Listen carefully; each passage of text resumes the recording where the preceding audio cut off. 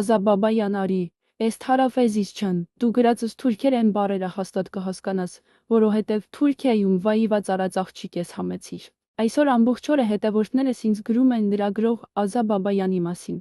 եւ հարցնում, ով է նա եւ ինչպես պետք է վերաբերվել նրան։ Ես նրա մասին շատ բան եմ լսել իր գործընկերներից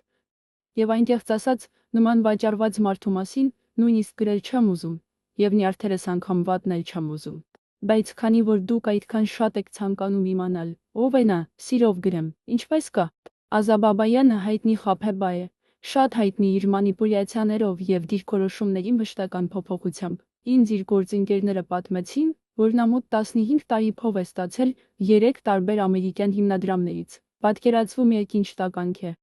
Խաղում է որպես Ռուսաստանի հլուծառա, այն դեպքում, երբ 15 տարի լափել է Ամերիկայի փողը։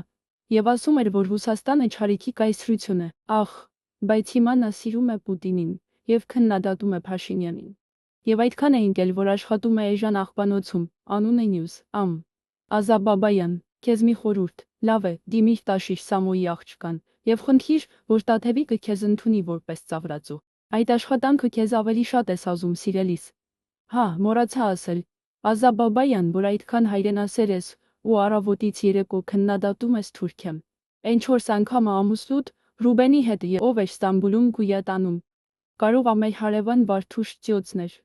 Քեզ թվում է Թուրքիայում ինձ դժվար է պարզել, որ դու եկել ես Ստամբուլ եւ ամեն անգամ մնացել 10-ից մինչև 20 օր, ծովեր, Ստամբուլյան քամի, թրջվել Ստամբուլյան անձրևի ներքո, վայելել Ստամբուլյան երեկոները։